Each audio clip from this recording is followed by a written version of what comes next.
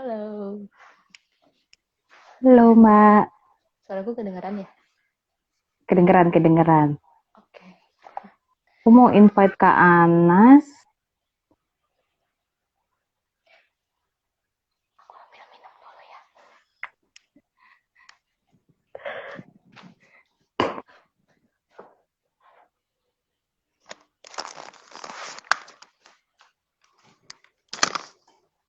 Kak Anas sudah muncul belum ya?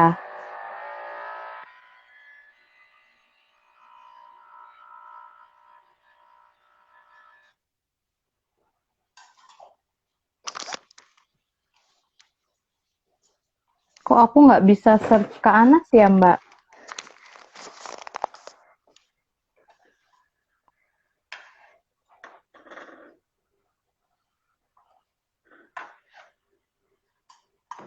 Halo teman-teman. Hai teman-teman.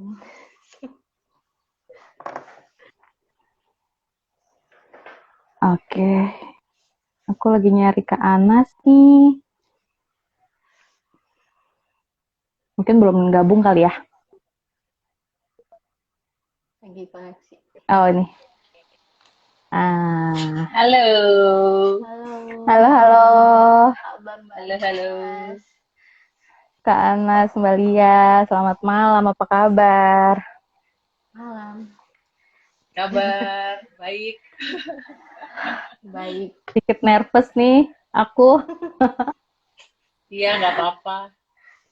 Ya, selamat malam teman-teman yang udah join semua. Terima kasih ya sudah menyempatkan waktunya untuk hadir di live malam hari ini. Oke, karena udah lengkap semua kita ya, kita langsung mulai aja kali ya Kak, Mbak. Ya, oke. Sebelumnya kita perkenalan dulu ya, sambil sapa-sapa nih Oke. teman-teman yang udah hadir. Lumayan banyak ya yang nonton. Selamat malam Aku amazed loh. teman-teman. Dari Assalamualaikum posternya aja banyak warahmatullahi yang like. wabarakatuh. Iya, itu rada kaget juga sih Kak. Mm-mm. Iya, kita ngobrol-ngobrol santai aja ya malam hari ini ya. Mm. Siap. Oke, kenalannya dari aku dulu kali ya. Boleh, boleh. Dong. Perkenalkan teman-teman, namaku Mita. Aku ibu dari 2 orang anak. Sehari-hari aku di rumah bareng anak-anak, mengasuh anak-anak. Aku itu terdiagnosa ADHD bulan April tahun ini. Jadi baru sekitar 7 bulan terdiagnosis tipe inattentive dan hiperaktif combine. Gitu dari aku. Kalau dari sekarang, Kak Anas buffering ya? Oh iya bener, lagi connect lagi itu kayaknya. Mm-mm. Nggak apa-apa deh. Kak Mbak Lia, dari Mbak Lia dulu deh sekarang yang kenalan. Ya udah, oke. Halo semuanya, namaku Lia. Hmm, aku sekarang sibuk menjadi ibu rumah tangga dengan segala pekerjaan yang lain-lainnya. Tapi lagi banyak fase belajarnya sih tahun ini. Aku juga terdiagnosis nggak jauh beda kayaknya sama Mita. Mita April, aku Maret. Terus, Oh, terus apa lagi ya? Ya gitu aja dulu ya. Nanti kita ngobrol lebih lanjut banyak lagi. Kalau oke secara Kak tipe Anas. sih aku kombinasi sama juga. Oke, kayak martabak ya Mbak kita. Mm-mm. Sekarang Kak Anas sudah muncul lagi ya? Ya, mungkin Ya, udah pada kedengeran familiar nggak? ya kalau sama Kak Anas. Kedengeran? Oke. Aman? Mm-mm. Tadi kayak martabak apaan tuh? Aku ketinggalan. Tipenya Tuh. Kak, tipe Oh, tipe campuran. Campuran ADHD-nya. hipertentif. Kak Anas rada putus-putus, ya nggak? Iya. Apa aku doang nih? Suaranya aja sih agak jauh kedengarannya. Iya, iya, iya, rada jauh. Oke, Kak Anas buffering lagi. Coba Masalah aku sinyal ya teman-teman. pakai wifi ini. Mm-mm-mm. Ini udah Nggak aman. apa-apa Kak, coba dulu. Masuk gak? Aman. Oke. Ya, teman-teman udah Masuk pada nggak? kenal ya kalau sama Kak Anas ya. Masuk, masuk. Oke. Tadi kayaknya wifi-nya lagi bermasalah, jadi aku pakai sinyal internet aja, pakai HP. Provider, semoga aman. Ya. Semoga. Aku Ada juga delay deg-degan tapi nih. kayaknya ya. Iya ya, tapi Kayaknya iya sedikit. Tapi jelas kok, Kak. Oke, sip-sip. Ya, salam kenal buat teman-teman yang baru ketemu. Nama aku Anastasia Satrio, dipanggil Anas.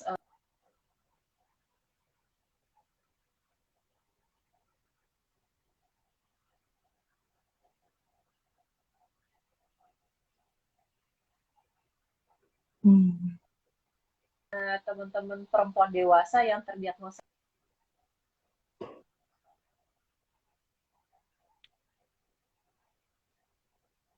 pasti lebih bisa menceritakan keriuhan hidupnya. Kalau aku baru nikah baru tahun kedua, jadi nanti makanya aku di kemarin bilang sama Ayu, Mbak Mita, kayak kok Mbak Mita jadi host, Mbak Mita mesti sharing karena anaknya dua.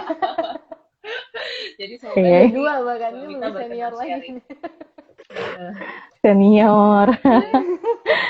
Oke, Kak Anas ini dulu psikolog aku, teman-teman. Oh, Aku oh sempet iya, dulu pernah konsul ya. iya konseling sama Kak Anas dan itu sangat membantu, apalagi ilmu-ilmu yang sering di-share sama Kak Anas. Nah, dari situ juga aku kenal adult ADHD sebenarnya, gitu. Nah, teman-teman kita nih sebenarnya juga tergabung di dalam suatu proyek penulisan buku. Isinya pengalaman-pengalaman kita sebagai orang yang terdiagnosa ADHD ketika dewasa. Nanti kalau udah jadi bukunya, sekarang lagi proses, nanti kita kabarin ya. Terus juga sebenarnya sebelum sesi live ini, ada sesi-sesi sebelumnya. Ada tentang ADHD food and sugar, ada tentang diagnosa, misdiagnose, ada juga tentang akademik. Nanti boleh kalau yang penasaran DM aku ya. Oke, sekarang kita langsung masuk aja kali ke topiknya ya, karena udah kenalan. Teman di sini udah pernah dengar belum sih tentang ADHD? Udah pada tahu belum? Ada yang udah kenal? Atau malah ada yang ADHD di sini? Sebelum kita ngobrol lebih jauh, kita kenalan dulu kali ya sama ADHD itu apa sih penjelasannya, definisinya. Mungkin Kak Anas ya yang jelasin, yang iya lebih benar. paham. Nah, aku udah. Ada Mbak Audrey juga di sini nih, join. Oh Iya. iya. Aku tuh lumayan apa namanya ada isu emosi kemarin minggu ini aku baru sesi konseling sama psikolog aku Mbak Nadauhan.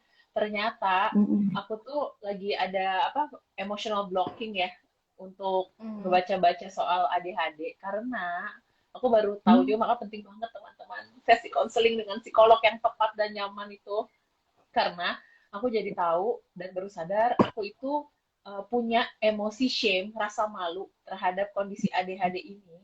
Dan selama ini aku belum pernah benar-benar memproses dengan tenang, dengan pelan si rasa shame malu ini. Nah, efeknya apa sih?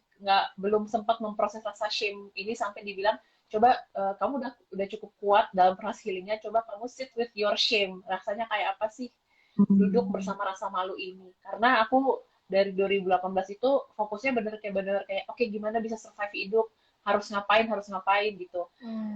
Tapi ketika shame ini kemarin belum diproses, uh, dapat ebook tentang mengelola ADHD, strategi-strategi ADHD tuh otak sadarnya tuh pengen baca, aduh ini penting, tapi emosinya nggak mau, nggak pengen. Jadi aku juga bingung, ini kenapa ya? Kan ini penting buat keberlangsungan hidup aku, tapi emosinya menahan ternyata karena ada emosi shame yang belum aku proses. Pas dibantu sama psikolognya untuk nemuin ini ada emosi shame yang perlu kamu proses, aku langsung kayak oh my god iya bener nih gitu. Jadi fokusnya ternyata memproses emosi shame dulu baru belajar strateginya.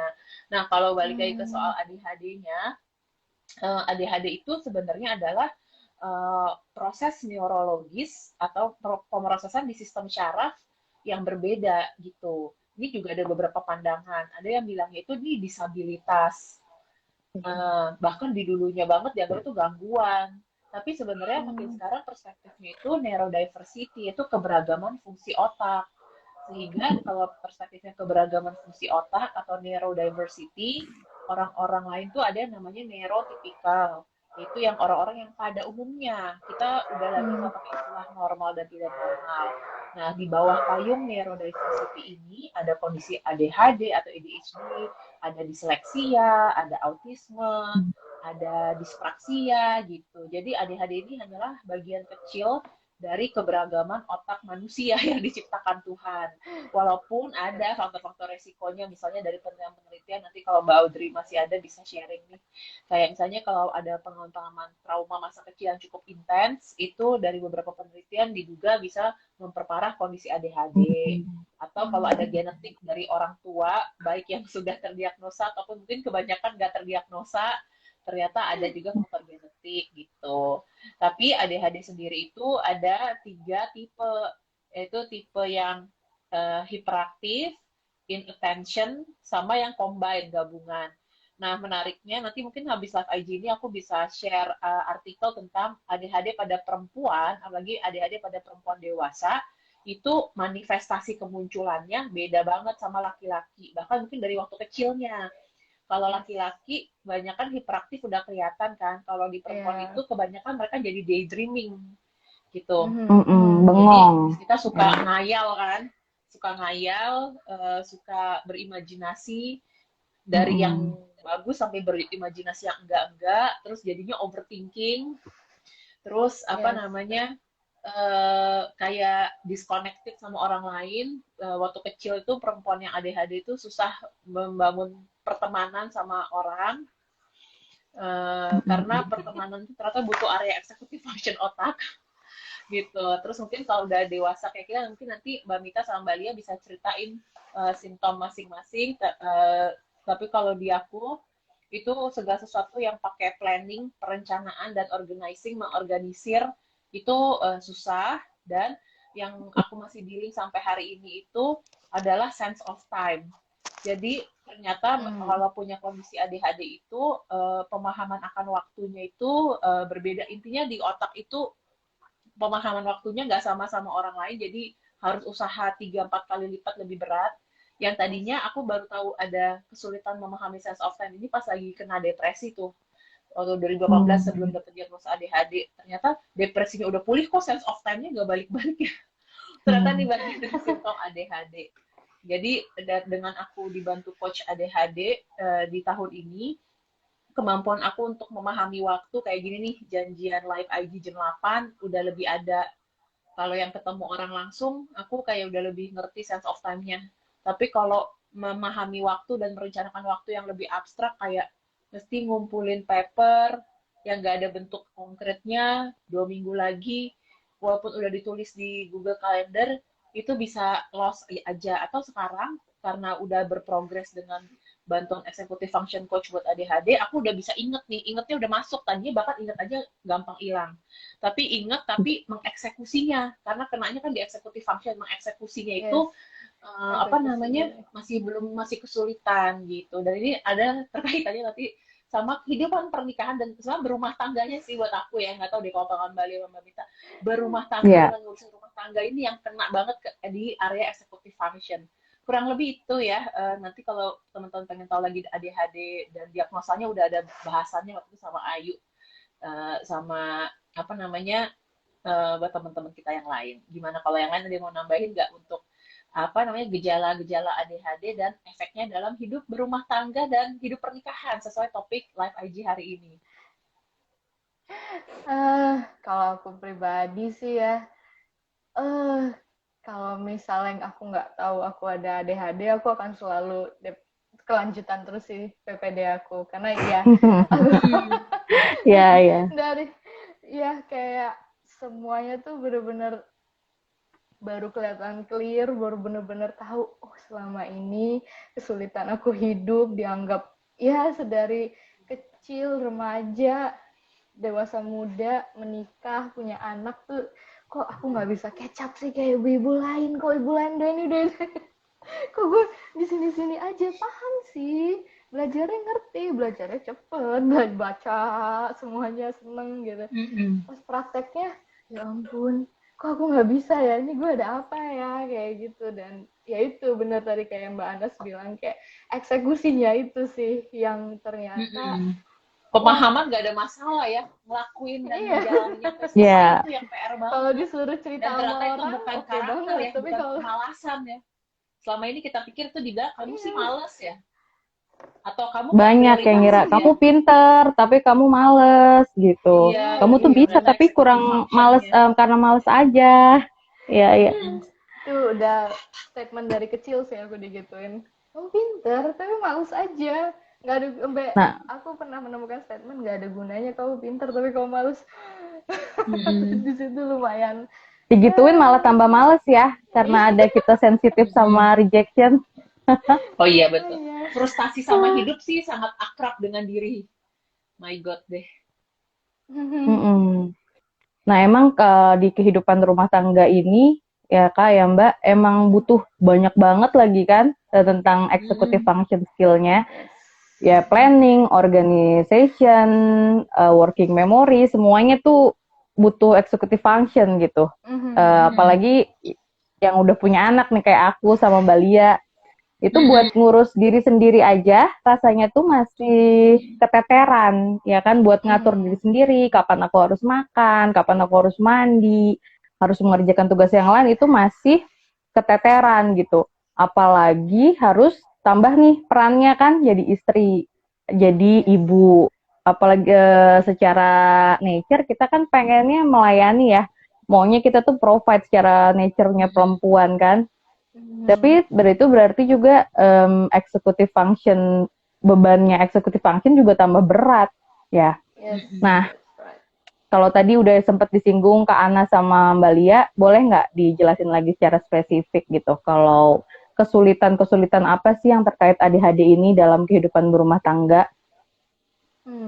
Ya Pak, ya Mbak Lia dulu deh, Kak Anas buffering. Oke. Kalau aku itu mungkin salah satunya adalah eh yang jelas karena mungkin punya ya itu ya sense apa yang sensitivity of rejection itu, jadinya kadang pas dulu bener-bener aku awal Kak, sorry, punya. boleh nggak dijelasin dulu RASD itu apa gitu, biar teman-teman yang belum familiar juga ikut ngerti. Oke, sejujurnya aku nggak, kayaknya aku ilmunya nggak sembah Anas nih kalau ngomongin Nggak RSD. apa-apa, contohnya aja gitu. Contohnya, Nanti aku kalau lengkapin, tenang mau, saja. iya boleh-boleh. Jadi misalnya sesimpel aku mau masak gitu kan, pas awal-awal mulai punya rumah tangga, terus ada anak, terus udah gitu anakku udah mulai empati gitu ya. Saat anak kan ya memang udah dibilang, nah udahlah masa empati itu anak akan menolak semua makanan Anda gitu Iya. kan.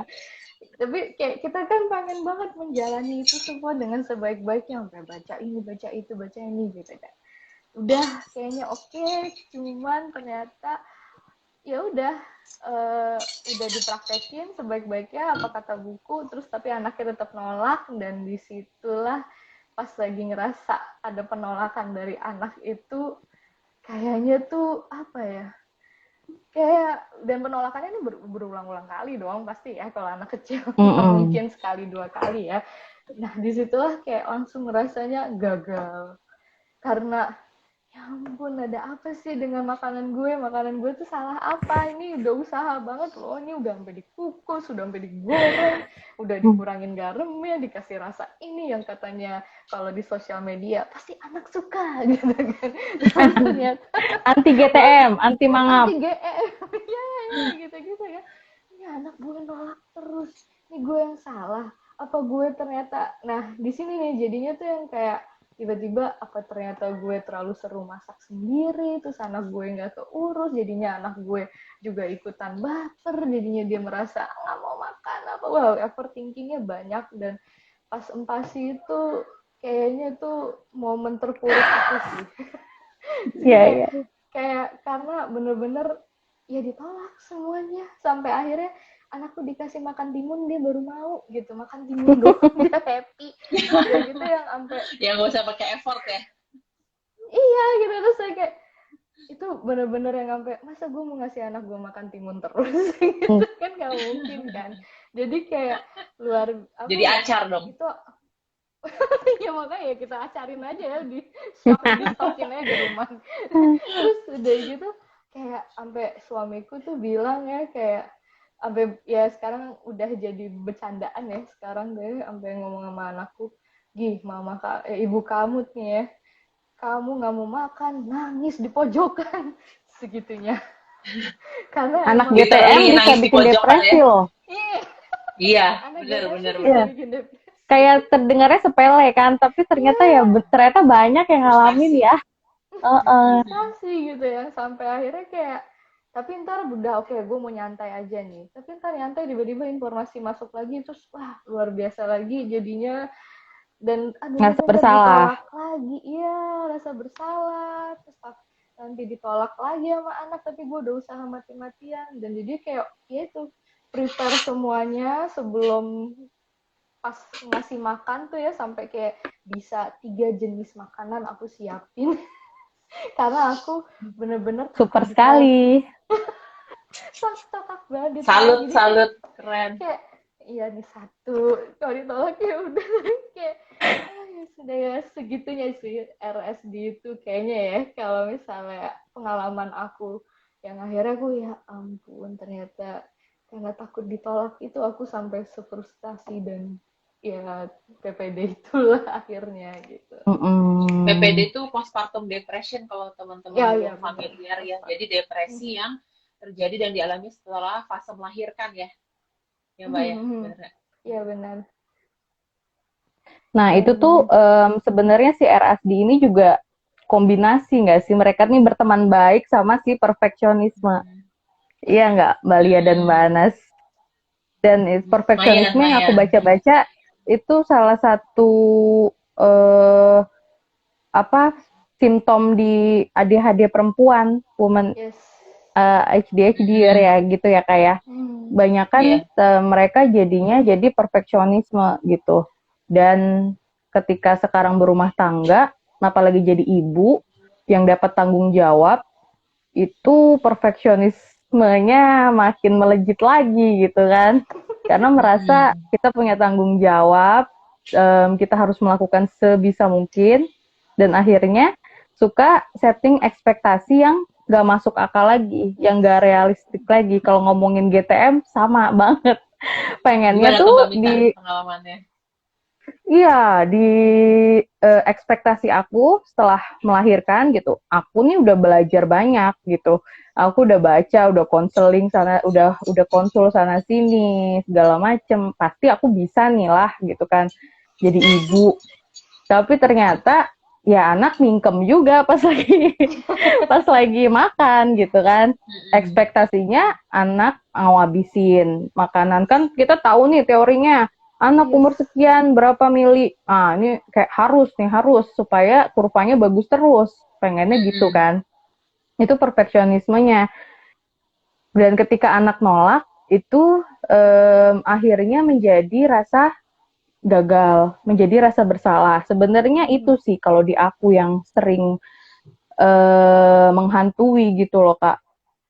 Sering banget merasa bersalah sama anak. Ini gara-gara aku lupa masak nih. Jadinya aku ngasih makan anak yang itu doang kan. Telur dadar lagi atau nugget lagi misalnya gitu kan. Pantesan anaknya GTM. Nih gara-gara aku sih lupa masak gitu kan.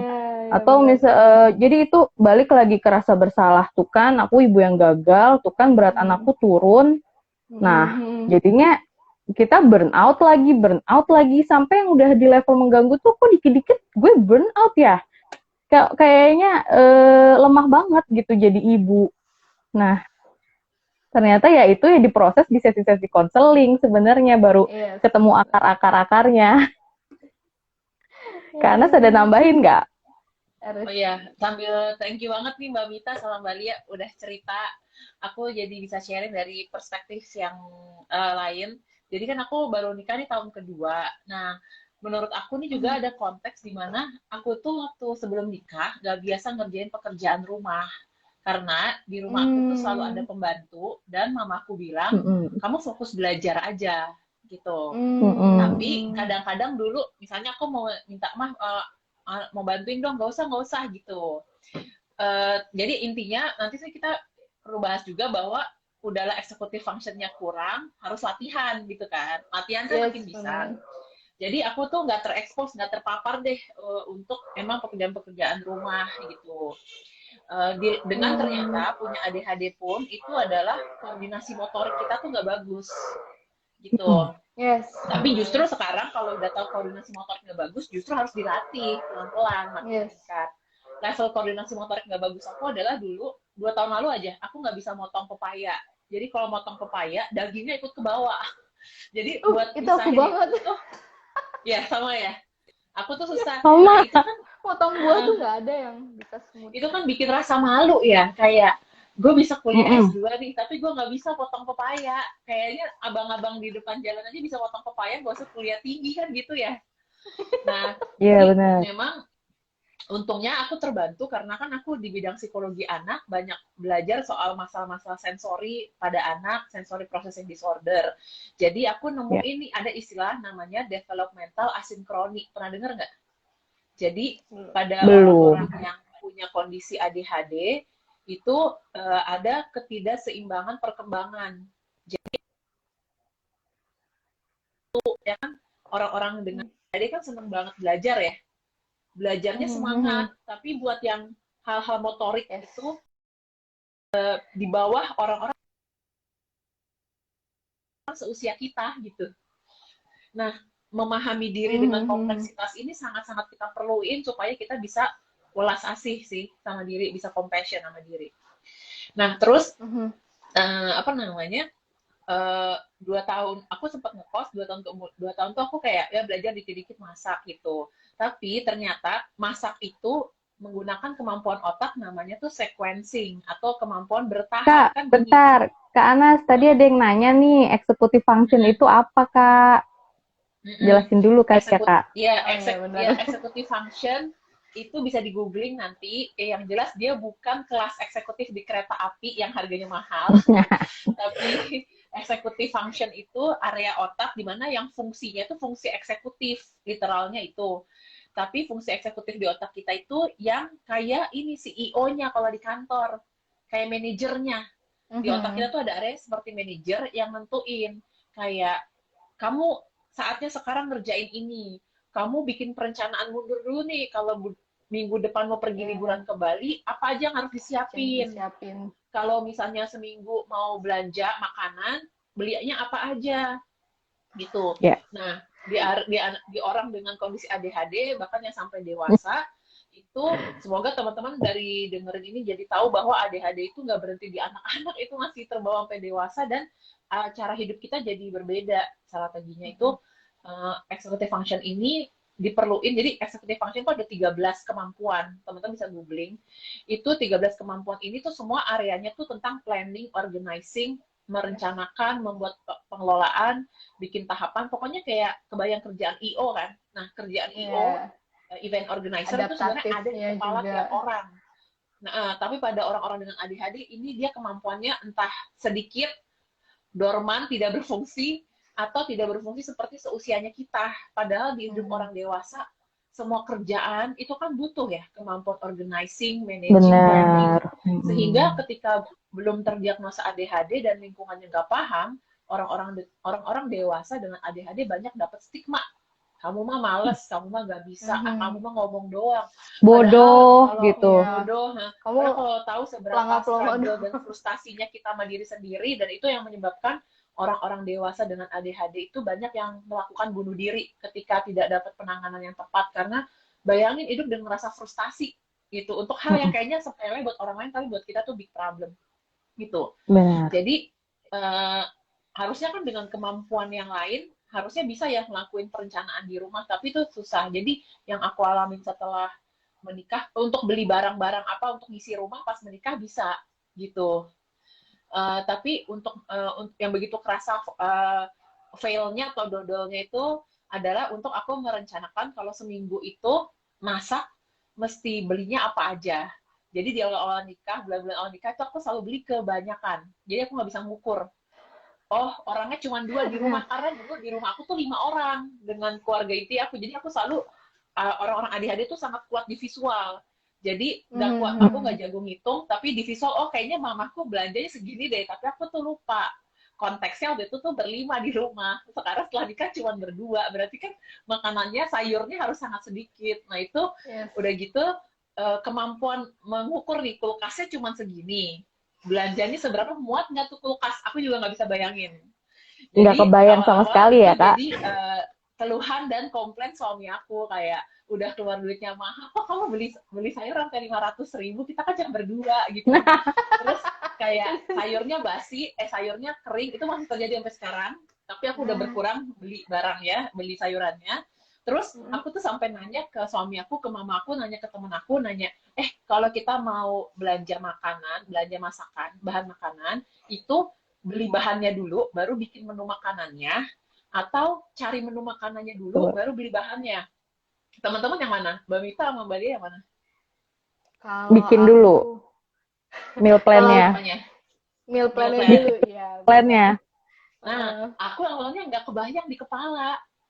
Jadi kalau aku awalnya salah, itu salah strategi. Aku beli dulu, klik dulu, terus jadi bingung. Kok ini sama ini nggak nyambung ya? Buat dijadiin masakan. Tapi gitu. itu Terus aku awal-awalnya juga gitu sih, sebelum sampai akhirnya baca tips ibu-ibu. Ya, tentukan dulu masakannya apa. Iya. Soalnya sebelum aku tuh juga baru nyadar dengan kondisi ADHD ini, aku punya eating problem, aku punya masalah makan. Yang pertama, aku ternyata tuh nggak tahu rasa lapar, sensasi rasa lapar. Jadi cuman taunya tuh udah lapar banget. Kalau udah lapar banget atau nggak lapar sama sekali. Tapi kapan kemunculan pelan-pelan laparnya ini, aku baru dilatih setahun ini sama nutritionist. Jadi nutritionist aku karena sesinya one-on-one dan dia ngerti tentang mind body behavior, dia nggak langsung ke menu makanan, tapi ngebantu aku bisa ngerasain dari skala 1 sampai 10 seberapa lapar. Dan aku baru sadar, aku nggak punya pemahaman. Jadi koneksi badan sama otak di orang ADHD itu emang rada kacau, kayaknya kabelnya kayak konslet gitu. Iya. Selama ini aku hidup jadi manusia nggak ngerti rasa lapar. Makanya aku tuh ketolong waktu hidup sama mamah aku, karena kan ibu-ibu selalu mengingatkan anaknya untuk makan ya. Nas, jangan lupa makan. Udah gitu aku kerja depan laptop, makan di depan muka. Aku nggak harus planning kapan harus ngerjain. Maka aku sampai gila ya, gue sih bisa lulus sampai, kan ada orang yang nggak percaya kalau ada orang-orang punya ADHD itu bisa lulus S2. Makanya ada Ayu, ada Adis yang mereka S2 di luar negeri lagi. Bisa lulus S2, asal tuh yang dikerjain cuma 1 doang. Coba dari dulu aku udah nikah, terus mesti ngurus rumah, kuliah, pasti nggak kelar tuh kuliahnya, gitu. Jadi kalau cuma 1 doang aku bisa, gitu. Jadi aku kayak, oh my god, aku tuh nggak ngerti cara planning makanan, dan karena hidup di zaman modern tuh terbantu banget dengan GoFood ya. Bahkan kadang-kadang gini, GoFood itu kan minimal kita setengah jam harus prepare waktu ya. Nah, kadang-kadang itu karena balik lagi ke sense of time. Tinggal 10 menit mesti kerja lagi. Belum pesen makanan 5 menit gitu. Itu kan bikin cranky ya kalau kita udah lapar gitu. Jadi hal-hal yang kayaknya everyday problem sehari-hari itu jadi big deal banget buat aku. Terus yang kedua, nanti boleh abis ini sharing ke yang lain. Yang kedua itu adalah menentukan makanan matang atau tidak gitu. Nah, aku tuh sebenarnya dari sebelum nikah, aku tuh udah banyak sharing artikel-artikel ADHD ke suami aku. Gitu, sampai aku ngerasa orang ketiga di hidup kita ini ADHD, karena you married with a person with ADHD, jadi you have to prepare yourself. Terus dia tuh kayak nyantai banget.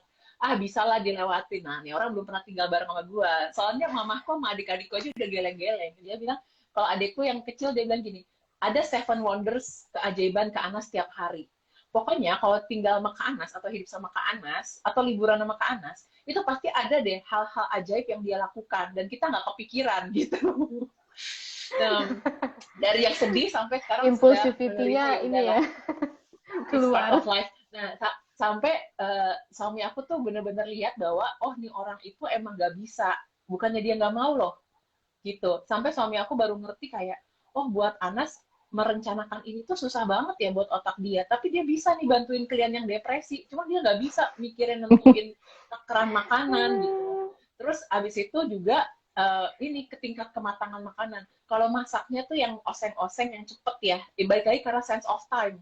Akhirnya aku masak udah pakai timer karena nggak bisa menggunakan intuisi diri. Makanya kan ada tuh ibu-ibu tadi Ayu juga bilang, kalau bikin resep ibu-ibu yang pakai kata secukupnya atau dikira-kira, nah nggak bakal bisa. Kalau dikira-kira sama aku, makanannya itu nggak matang atau kegosongan. Apalagi goreng. Ngegoreng itu kan harus nunggu banget ya sampai matang banget. Aku tuh nggak bisa. Jadi kalau masih ngoseng-ngoseng doang aku bisa. Terus punya alat-alat masak yang ada timernya itu ngebantu banget karena tujuannya bukan di kita nih gitu. Jadi timer, terus kalau di rumah mamaku ada air fryer, itu juga membantu. Kalau di rumahku nggak ada, suami aku nggak boleh nambah beli barang, tapi itu kayak ngebantu banget. Intinya bahkan suami aku udah pernah mengalami aku masak sesuatu yang tidak matang gitu. Jadi abis itu kayak, oh my god, ini kan levelnya bisa membahayakan orang nih, masak bisa matang gitu.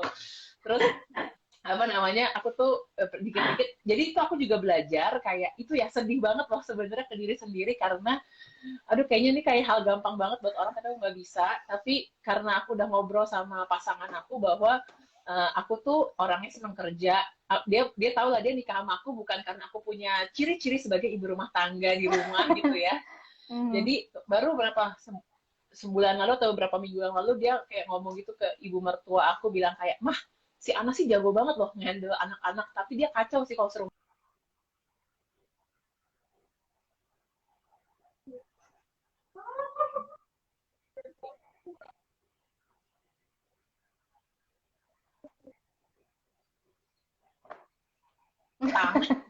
aku sampai fotoin ke suami aku bilang, wah lumayan nih 2 tahun nikah progresnya aku bisa bikin pancake dan matang, kayak gitu ceritanya. Yang lain ada yang mau cerita atau mau nambahin nggak? Aduh, dengerin Kak Anas kayak relate semua ya, Mbak ya. Ini di komen juga teman-teman banyak yang relate nih. Ada yang nggak bisa potong buah, ada yang nggak bisa masak. Kalau di aku, nah ini lucunya, semenjak aku dan anakku saling, ya kita udah terdiagnos dengan neurodiverse kami masing-masing gitu ya. Anakku SPD, Sensorial Processing Disorder, dan aku ya ADHD, dan juga ada PMDD, yaitu Premenstrual Dysphoric Disorder. Ya, aku lupa jelasin, pokoknya cari aja PMDD. Dan di situ akhirnya suami aku juga menggerakkan dirinya juga sih untuk mencari tahu ada apa sih sama dia, karena kebetulan pas dia kita sekeluarga COVID kemarin, aku sama suamiku sih yang COVID, dia tiba-tiba dapat serangan cemas yang berlebihan dan lumayan ganggu gitu buat dia gitu, sampai kayak tidur tuh sehari paling cuma 2 jam kayak gitu. Sampai akhirnya dia ke dokter, terus dia cerita istrinya juga kenapa, dan ya jadi kita sekeluarga ini adalah suamiku dengan ADHD-nya juga. Nah, ADHD dan anakku SPD, dan lumayan apa ya, chaos, tapi akhirnya kita belajar sih buat gimana buat feeling each other gitu, ngisi peran satu sama lain, karena akhirnya sadar, oh iya memang nih kita ada kayak ya itulah, ada yang miss di kepala kita, yang akhirnya kita semuanya banyak yang miss, yang sampai mikir keluarga lain kayak gini juga nggak sih, kok kayak kita struggling banget buat keeping this family goes on in a daily basis aja gitu, kayak bahkan kita sampai kemarin nih 2 minggu terakhir ada kali ini untung 2 kali tas anakku sekolah ketinggalan dan kita harus balik, sampai udah ngedrop, gurunya nanya, ibu tasnya pagi mana? Iya ketinggalan. Kita bener-bener gak ada yang iya.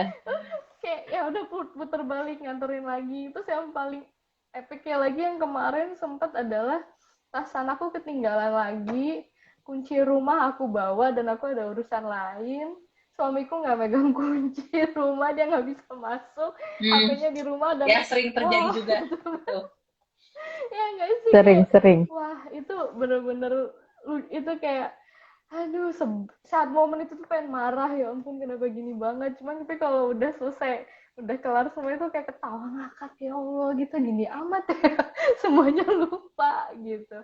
Dan juga kayak masalah makan, itu kalau weekend tuh aku jujur udah nggak punya tenaga buat masak gitu. Kayak Senin Jumat aku masih mau masakin, tapi weekend aku tuh kadang udah pesen GoFood aja. Tapi kurang GoFood, ajar GoFood. pesen GoFood tuh orang mah jam 11, jam 10 udah prepare gitu. Ini bener-bener pas lagi azan zuhur baru inget, anakku baru ngomong, ibu aku udah lapar. Oh iya, belum pesen GoFood. Aduh, jadi ibu gini amat. Anak lain gitu nggak ya, suka kayak nah itu kayak sampai akhirnya ini cerita gini bisa ketawa-ketawa, tapi kalau ngalamin tiap hari sih sampai nangis sama frustasi sih teman-teman. Iya, Frustasi, merasa nggak percaya diri jadinya, ya kan Kak? Karena orang-orang tuh kayaknya bisa ngelakuin ini otomatis gitu, kayak ada sense. Kok kita harus manual banget ya ngelakuin ini ya? Iya gitu, makanya jadi kayak wah luar biasa. Terus dari sama sayur busuk itu udah, aku tuh sampai setiap buang makanan ke tong sampah sayur busuk tuh aku sedih banget sampai nangis. Ini gimana caranya aku nggak buang makanan lagi ya gitu kayak. Terus sampai aku akhirnya ada Mbak Harian yang bantuin, sampai mbaknya tuh ngingetin, non kalau misalnya emang udah mulai udah saya aja yang bawa makanan, jangan dibuang. Mbak, masa saya kasih makanan layu gitu kan. Masalahnya saya ngeliat, oh masih seger. Ya udah, terlupa 3 hari kemudian, nah pas lagi mau masak si kangkung udah layu selayu-layunya dan kayak ini udah gak layak makan. Terus kayak, Si mbaknya tahu kali kalau Mbak Lia ADHD. Maksudnya kayak ya ampun nih bener-bener parah kalau yang masalah makanan layu itu. Dan aku akhirnya kayak ini harus planning ulang lagi, harus mikir lagi kayak gimana caranya nggak boleh banyak-banyak jajan karena jajan itu impulsif dan juga tidak bagus untuk keuangan agar tidak boncos. Dan apalagi ADHD dengan ya itulah impulsivitasnya kita ya untuk apa ya, dibilang instant gratification juga enggak. Jadi kalau misalnya ada orang bilang lo impulsif aja lo beli sesuatu gitu misalnya, enggak juga. Aku tuh kalau mau beli sesuatu tuh mikir banget bener-bener, sampai aku baca review yang paling jelek semuanya, aku baca reviewnya kalau bisa emang itu beli online, sampai sellernya kayak gimana responnya tuh aku kayak sampai bener-bener itu it takes time sih buat aku beli. Cuman kadang ada di momen tertentu apa yang akhirnya ya udah deh beli gitu, dan kadang lupa sama budget yang udah ada gitu. Dan ya di situ jadinya yang kayak waduh nih kalau udah beli ini gue harus makan di rumah nih, nggak boleh jajan. Dan disinilah aku kayak waduh nih nggak boleh jajan, terus pas ngeliat kulkas semuanya udah layu kan. Wow. Dari situlah dimulai lagi, aduh kenapa gue gini banget, dan segala ya itu langsung frustasi lagi, harus nge-take time lagi, muter lagi kepalanya. Dan ya makanya jadi bener-bener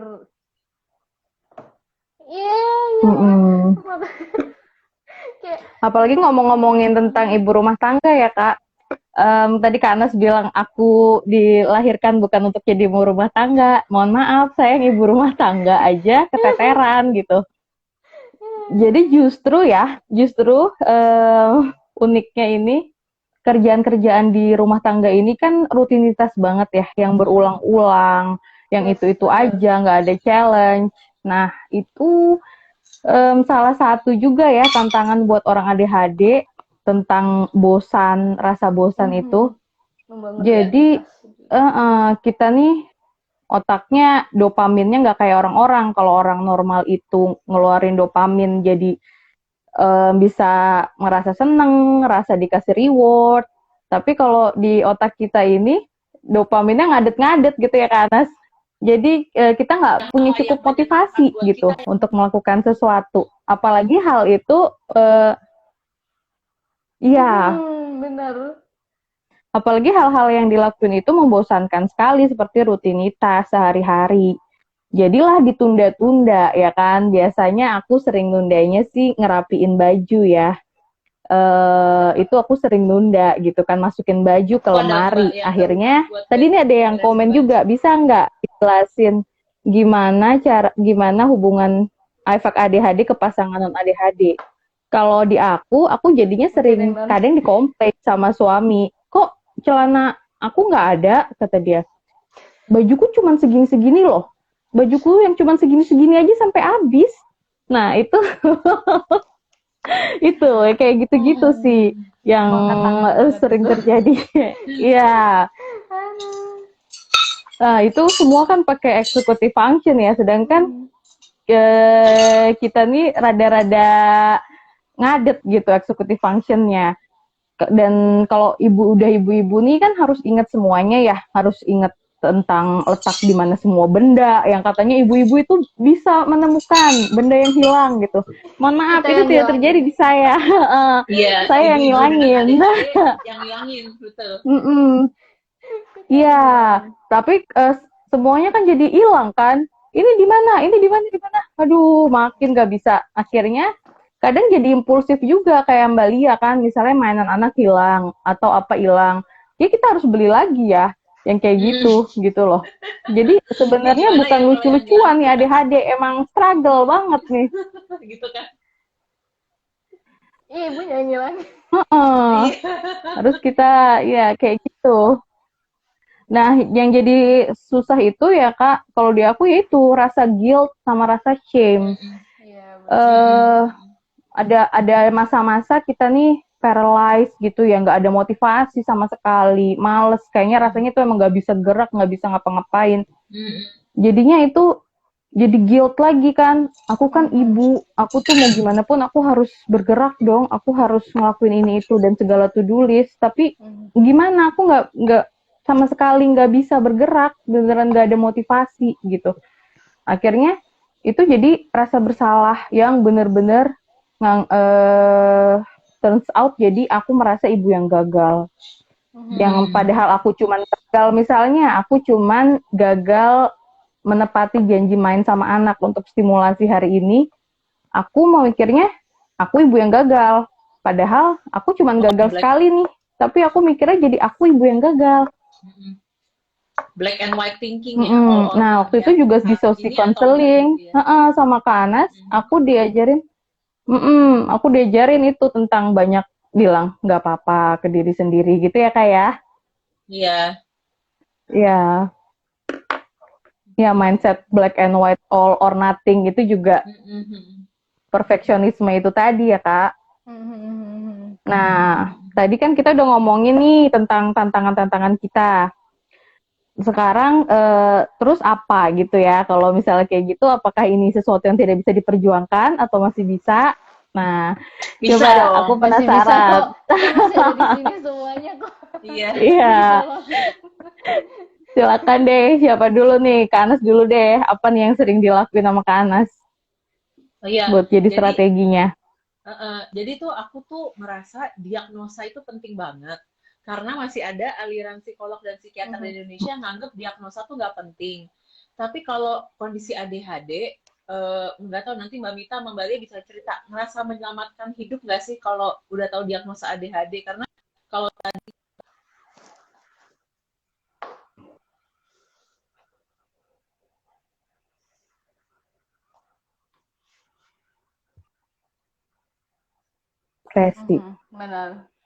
benar.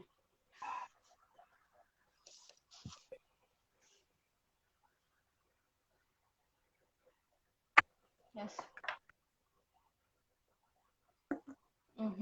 Ya. Jadi lebih lebih mau memahami gitu, mana ya? Nggak ada suara, kedengeran nggak? Sempet hilang tadi, tapi memang rada delay Kak. Oh iya. Sekarang udah masuk. Udah aman. Iya, jadi strateginya itu adalah aku tuh tadinya mikir sebelum aku dapet diagnosa ADHD, aku tuh selalu bilang aku itu nggak suka rutinitas, aku tuh pengen yang kerjanya tuh yang kreatif, yang artsy. Padahal kalau nggak punya rutinitas, orang ADHD itu cemas juga, harus ngapain ya, atau otaknya blank. Benar banget. Tapi juga nggak boleh rutinitas yang disuruhnya dari orang lain. orang-orang dengan Yes, ADHD benar, itu benar. punya sensitivitas sama otoritas figur gitu. Yes. Jadi makanya selalu caranya itu adalah apa namanya, suami aku tuh ngajak aku diskusi kayak, oke, Anas maunya gimana hari ini gitu. Dan aku jadi ngerti Hmm. kenapa kalau mamaku yang nyuruh-nyuruh aku nggak bakal mau ngelakuin. Jadi ternyata untuk orang dengan ADHD itu banyak paradoks hidup ya. Jadi Yes. paradoksnya itu adalah tidak suka dengan rutinitas, tapi butuh rutinitas untuk berfungsi dalam hidup. Jadi untuk kerjaan-kerjaan rumah tangga kayak cuci baju, jemur baju, atau buang sampah, itu aku masukin ke rutinitas hidup aku. Tapi juga menurut aku dengan kita hidup di zaman teknologi, daripada kita, maksudnya itu, aku di kepala sih saat ini ya udah nggak punya definisi istri yang baik itu apa. Aku definisi adalah hidup berumah tangga yang Anas bisa kerjain apa, realistis aja. Semampunya, Jadi Kak. Yes. jadi kayak, aduh aku tuh nyuci baju sebisa mungkin pakai mesin karena udah tinggal pencet gitu. Bahkan kadang-kadang Yes. beli rinsonya aja aku bisa lupa gitu. Hah, udah habis ya gitu. Akhirnya nyetok gitu. Nanti dari nyetok kapan lagi beli lagi bisa lupa lagi gitu. Jadi udahlah, perkara dunia ini banyak Nas. Jadi masalah nyuci pakai mesin cuci nggak bisa nyuci sendiri, udah biarin aja. Tapi itu kayak aku bagian dari cek sehari-hari. Terus kayak apa, bersihin apa tuh sampah itu seminggu sekali. Tapi sisanya yang lain kayak yang sangat butuh kesabaran dan executive function seperti melipat baju, menyetrika, ngepel, nyuci kamar mandi, itu ada mbak yang seminggu sekali datang ke rumah dari rumah mama mertua aku. Jadi aku kayak mendingan gue yang cari duit aja deh, karena aku di waktu yang sama aku nggak bisa ngerjain segitunya karena lebih rapi suami saya dibanding saya gitu. Jadi kalau ada meme-meme itu apa, ibu-ibu yang suka marah suaminya nggak bersih, kalau di kejadian aku adalah aku yang nggak bersih gitu. Mesti dilihat lagi gitu. Saya pernah dan ini juga kerasa banget ya Mbak, kenapa ketika kita punya ADHD itu perlu melatih kemampuan meregulasi emosi dan perlu sesi konseling berkala, karena emosi yang dirasain orang dengan ADHD itu lebih intens. Terus Yes. kalau orang lain capek fisik masih bisa function, kalau aku capek fisik pasti banyak yang kejadian-kejadian yang aneh buat orang lain. Anehnya tuh sampai aku pernah udah capek banget terus lapar, terus aku cuci panci nih buat ngangetin sop, karena kan koordinasinya nggak bagus dan awareness-nya kurang kalau udah capek. Apa yang terjadi? Aku memasak sop itu dengan sabun, alias pancinya itu belum bersih. Terus kok itu padahal satu-satunya sisa kuah sop yang aku suka banget, dan aku nggak punya makanan lagi malam itu. Akhirnya tuh kayak pas udah dipanci, udah apinya udah berbelut, loh kok ada balon-balon sabun ya. Terus aku kayak cerita sama suami aku kayak, aduh gimana nih, aku tuh lapar tapi kenapa makanannya aku masak bersama cuci yang belum hilang di pancinya, ya Allah gitu. Ya Allah, aku beneran ngakak nih, Kak. Aduh. Iya, kayak you don't know how much I struggle with this life gitu. Kayak aduh, itu tuh bener-bener yang kayak, kalau nggak latihan self compassion aku kayaknya udah nggak ada di sini deh, bener-bener deh. Karena Gitu. malu ya, Jadi, Kak ya. Malu banget loh kayak gitu. malu dan frustasi dan kesel karena itu aku lagi Iya. apa juga aku gitu. Gitu. Yes. Jadi kayak waduh gitu. Jadi strategi hidupnya adalah yang rutin-rutin tuh dijadiin, masukin ke aktivitas, dan abis itu kalau dulu sebelum aku berumah tangga tuh aku bisa full praktek karena aku nggak harus ngurusin rumah kan. Nah sekarang tuh waktu praktek aku tuh aku kurangin banget karena buat aku tuh ngurusin rumah itu pakai energi mental juga gitu, karena Yes, benar aku sekali. nggak bisa kayak orang lain kok. Ya ada kok teman-teman aku ya, psikolog-psikolog lain ya punya anak, punya rumah sendiri, masak sendiri, bisa praktek, bisa bikin laporan on time. Kayaknya aku nggak bisa gitu. Jadi mesti sadar kapasitas diri. Dan itu sangat membantu di proses sesi konseling. Kalau nggak kan kayak, kok aku mesti nurunin kemampuan aku ya gitu. Padahal ini kayak 2 hari ini rumah bocor karena rumah atapnya bocor karena hujan. Aku udah habis setengah hari, dan habis itu kepalaku sakit kepala gara-gara udah dipakai buat koordinasi tektokan yang makan energi executive function yang minim kalau di kondisi ADHD gitu. Jadi mungkin orang lain nggak ada yang kebayang gimana ngurusin hal-hal perintilan di rumah tuh sampai sakit kepala. Jadi dulu waktu aku SMA, waktu nggak tahu ada ADHD, aku tuh rutin banget minum Panadol tiap hari karena kepalanya sering sakit, nggak tahu bahwa ini kondisi ADHD yang terpaksa yang nggak dimengerti dan harus hidup di dunia neurotipikal. Jadi ada rutinitas itu dan aku sekarang tiap hari ada jalan kaki pagi. Ternyata jalan pagi itu mengaktifasi serotonin di otak, ngebantu aku bisa lebih fokus. Dan kegiatan aku sehari-hari itu dimulainya, maksudnya yang harus pakai mikir tuh di jam 9, jam 10 ke atas. Maka aku nggak pernah pagi-pagi buka WhatsApp, karena itu overwhelming dan cemas aku jadinya. Jadi aku pagi harus memulai dengan seluruh self-care yang aku sering sharing, dengan latihan nafas, meditasi, makan protein, jalan kaki dulu, gratitude ke diri sendiri dulu, and then aku baru bisa mulai hari gitu. Jadi aku merasa cukup privilege untuk bisa ngatur ke kerjaan aku, karena aku kalau suruh kerja jam 7 pagi nggak bisa function sih kayak gitu. Jadi itu yang aku lakuin, dan sekarang aku berlatih juga untuk beristirahat lebih awal, karena aku nggak tahu Mbak Mita sama Mbak Lia ngalamin atau enggak, tapi aku ada kondisi ADHD aku juga bikin aku susah tidur malam hari. Jadi otaknya itu kalau dari aktif gini sampai relax itu susah, lama waktunya. Lama. Jadi di alarm HP aku tuh di alarm HP aku sebenarnya udah ada 9.40, aku harus udah mulai sleep hygiene, udah mesti mulai tidur, tapi untuk sampai benar-benar tidur itu kayak jam 12, jam 1. Padahal untuk kesehatan hormon, ADHD juga terkait dengan masalah hormonal, itu harus tidurnya lebih awal kan, karena nggak baik begadang. Tapi itu effortnya tuh udah luar biasa. Sampai yang mengharukan sih, kemarin Mbak Ana Dauhan, psikolog aku tuh bilang kayak gini, sebenarnya Anas tuh udah usahanya banyak loh dari dulu gitu. Anas tuh udah berusaha. Jadi hanya di-acknowledge udah banyak berusaha aja tuh udah mengharukan banget ya. Saking orang suka mikirnya tuh kita nggak usaha gitu, atau males gitu. Terus dia bilang, cuman karena ada keterbatasan ini, usahanya itu kadang nggak tepat, atau nggak tahu bahwa itu udah nggak works gitu. Makanya butuh dibantuin orang lain tuh tahu, oh bukan begini caranya, oh kayaknya gini deh gitu.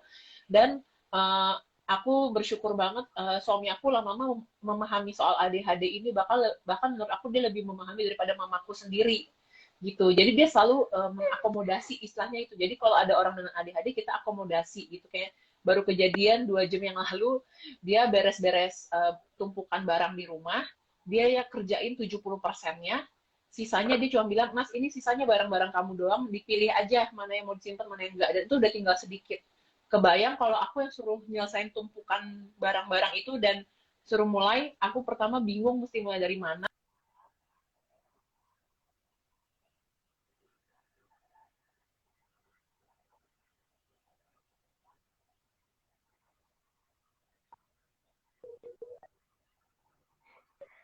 Kanas buffering.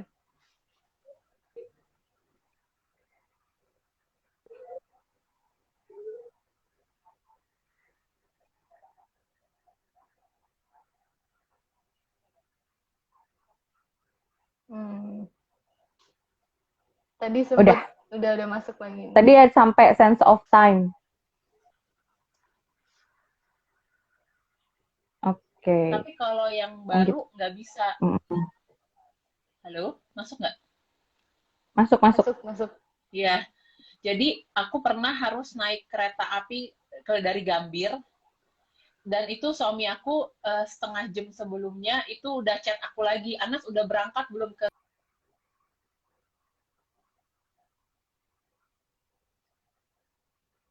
Kanas buffering lagi.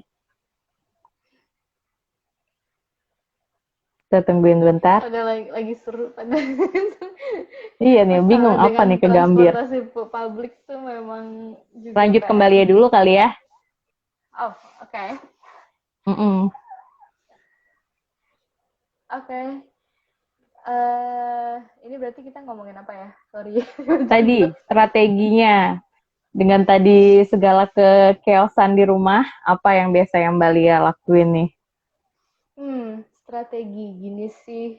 Pertama benar kalau kata Mbak Anas, kasarnya ya itu lower your expectation aja lah gitu. Nggak usah benar-benar harus menjalani semuanya dengan sesempurna ibu-ibu lain di luar sana yang udah habis masak, bisa nyuci baju, bisa bersihin rumah dan tetap cantik gitu rumahnya. Udah, aku udah bilang sama suamiku juga, maaf, aku bukan orang yang kayak gitu. Jadi juga sambil belajar lah karena emang untungnya suamiku bukan orang yang minta dilayanin sih gitu, kayak bahkan dia bilang aku nggak butuh sarapan dibikinin kok, yang penting hari ini terjalani dengan baik gitu kan. Jadi aku kayak oh ya thank you so much gitu, dengan adanya itu tuh aku kayak lumayan meringankan beban aku gitu. Terus sampai akhirnya kalau yang ini, kalau misalnya contoh misalnya perihal makanan lagi gitu, gitu. Ini kayaknya di hidup aku makanan lumayan impactful banget. Jadi akhirnya aku sama suamiku tuh memutuskan untuk menggunakan kompor listrik. Karena kami pertama, suamiku yaitu dia juga dengan gangguan sensorial dan ADHD-nya, dia nggak bisa mendeteksi bau gas kayak gitu-gitu, dia bener nggak sesensitif itu gitu, dan dia kayak orang yang nggak mau ribet, bahkan ya kasarnya dia aja makanan basi aja dia makan sampai akhirnya diinfus gitu. Jadi kayak dia udah sadar nih sense gue yang itu jelek, tolong ayo kita cari cara gitu. Dan udah kita pakai kompor listrik, dengan ada kompor listrik itu ada timernya yang kayak ya udah masak otomatis tuh, ya Mbak jadinya. iya kayak gitu-gitu. Terus juga masalah lagi adalah ketika menggoreng gitu kan, yang kalau ngegoreng akhirnya aku tau nggak beli panci yang ada termometernya. Jadi kalau Termometer. iya, jadi kalau misalnya aku kan nungguin minyak panas lama ya Bu. Jadi ya udah kalau misalnya ternyata kelewatan dan udah tinggi banget, ya udah aku matiin aja tuh sampai aku ngeliatin dulu dia udah turun. Oh kalau udah turun ke suhu yang udah oke, aku baru masukin aja, padahal kompor nggak nyala nggak apa. Ya udah kan masak. Jadi kayak ya emang timer dan segala sesuatu yang menentukan, yang kelihatan apa ya, yang jadi bisa bukan membatasi diri ya, penentu lah ya, itu salah satu yang memudahkan hidup ini gitu. Dan juga kayak aku sama anakku aja, aku sedari dia usia berapa ya, 2 tahun apa 1,5 tahun ya, ketika dia udah mulai harus kita kayak bilangnya gentle discipline lah gitu, itu aku udah ngajarin tentang timer gitu. Soalnya jadinya ya udah kita semua kegiatan yang nggak bisa terlalu lama, tapi kita juga nggak mau maksa-maksa dia asal narik terus udah gitu dia nangis-nangis, kita juga capek soalnya, karena anakku menangis itu overstimulating buat aku dan suami gitu. Bahkan kayak jujur aja suami aku tuh sampai jadi pas aku PPD tuh aku dan anakku suka menangis bersama gitu. Dan buat suamiku tuh ternyata momen yang traumatik gitu. Jadi dia kalau denger anakku nangis sedikit, yang beda lah ininya frekuensi suaranya, terus akunya juga marah, nah itu dia akan langsung cemas, anxiety-nya dia muncul gitu. Jadi disitulah makanya kita salah satunya adalah membuat time, yang nggak dibilang time management juga enggak, cuman kita ya itu harus ada penentu yang jelas gitu. Dan ya udah Rutin akhirnya jadwal gitu ya Mbak. dibilang rutin jadwal juga enggak sih, yang penting kita cuman gini, kita selalu punya spare waktu. Misalnya aku kan semenjak anakku sekolah, aku sama suami bilang pokoknya anakku tuh harus tidur jam 8 maksimal gitu. Tapi apa sih urutan kegiatannya tuh agak bebas aja. Pokoknya misalnya jam 8 yang make sense kita makan jam berapa ya? Jam 5 gitu. Tapi nggak jam 5 juga, kadang makan jam 6, setengah 7 gitu. Cuman